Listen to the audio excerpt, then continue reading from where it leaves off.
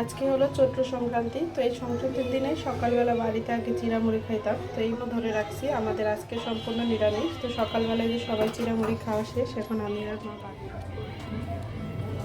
রান্না করার জন্য এখানে কয়েক রকমের ডাটা, ডুমুর, ওইখানে আলিকা, তারপর কয়েক রকমের সবজি, এখানে পাট শাক, সব কিছু কাটা হয়েছে।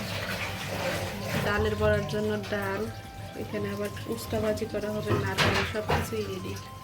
জন্য সবচেয়ে যে মজার জিনিসটা সেটা হলো কাঁচা কাঁঠাল। এই যে কাঁচা কাঁঠাল কাটা হয়েছে, সব কিছু রেডি। ঘরে যে বড় পাতিল সেটা নেওয়া হয়েছে, এত বড় পাতিল আর কখনো রান্না করা হয়নি। এখানে বুট ডালগুলো দেওয়া হইতেছে, এগুলো সিদ্ধ করতে সময় লাগবে। এই জন্য মশলা হিসাবে লাগবে শুকনো মরিচ, কাঁচা মরিচ, আর এখানে তেজপাতা নেওয়া হয়েছিল। লেগে এনে ডাল আগে থেকে ব্লেন্ড করে রাখা হয়েছিল। এখন এখানে হলুদ, লবণ আর একটু কালো জিরা দেওয়া হয়েছে। বড় পাতিলের ঢাকনা নাই, এই লেগে ঘরে যে বড় গামলাটা ছিল ওটা দিয়ে ঢাকা হয়েছে। খাওয়ার নাটি পরে পাবে গালি ফুটাবে।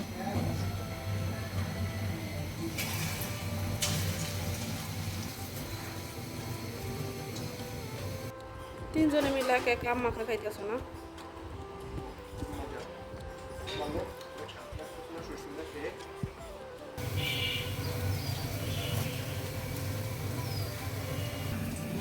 বড়া ভাজা শেষ, এগুলো তরকারির সাথে দেওয়া হইবে, আর যেগুলো খাবো সেগুলো আলাদা করে ভাজা রাখা হইবে। ডালের ফেনা উঠছে, এখন যে সবজিগুলা দেরি করে সিদ্ধ হয় সেগুলো আগে দিতেছি। আলু কেটে দেওয়া শেষ, এখন ডাটাগুলো দিলাম। ডাটাগুলো যাতে একটু সময় নিয়ে সিদ্ধ করা হয়। এখন এই যে ডুমুর আর কলার থুল যেটা আছে ওইটা দিয়ে দিতেছি। হলুদটা দিয়ে দিলাম, 1 চামচের মতো দিলাম, ঘরে হয়তো আর একটু লাগতে পারে। এত বড় পাতিলে নাড়ার জন্য কোনো চামচ নাই, পরে খুঁজে মুজে একটা পাওয়া হয়েছে। এগুলো এখন সিদ্ধ হলে বাকি যে সবজি আছে ওগুলো দেওয়া লাগবে। বরবটি, টমেটো, পটল, কাঁঠাল, মিষ্টি কুমড়া, মিষ্টি আলু, শাক এগুলো আছে, এগুলো আরেকটু পরে দেওয়া লাগবে যাতে করে বেশি সিদ্ধ না হয়ে যায়। চালের জন্য কয়েকটা কাঁচা মরিচ আর এখানে একটা বোম্বাই মরিচ দিয়ে দিলাম। নারকেল থেকে একটু ভালো করে ভাজা লাগবে, ফোড়ন হিসাবে 5 ফোড়নে দেওয়া হয়ে গেছে। এখন বাকি সবজিগুলো দিতেছি, আর যে শাকগুলো ছিল শাক পাতা ওগুলো দিয়ে দিলাম।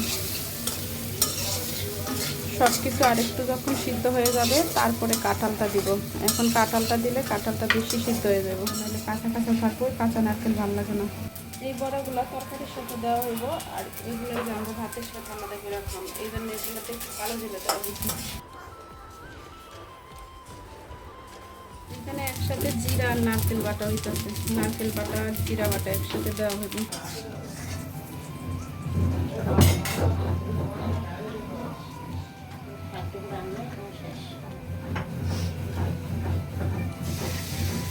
একটু লবণ দেওয়া হয়েছিল, আর সামান্য একটু লবণ দিব, মানে বেশি লবণ হয়ে যাবো, আর একটুখানি হলুদ দেওয়া দিতেছি। আর এদিকে পাতনের সব সবজিগুলো মনে হয় সিদ্ধ হয়ে গেছে, এখন কাঁঠালটা দিয়ে দিব।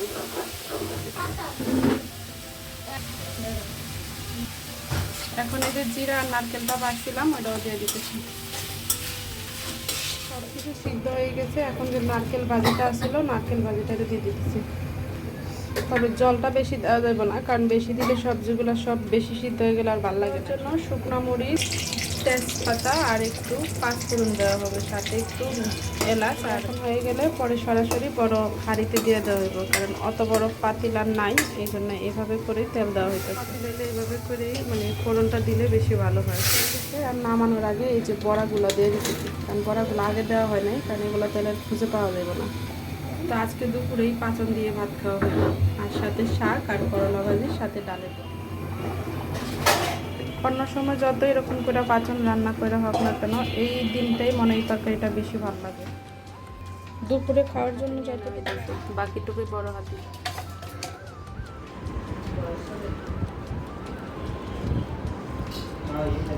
না না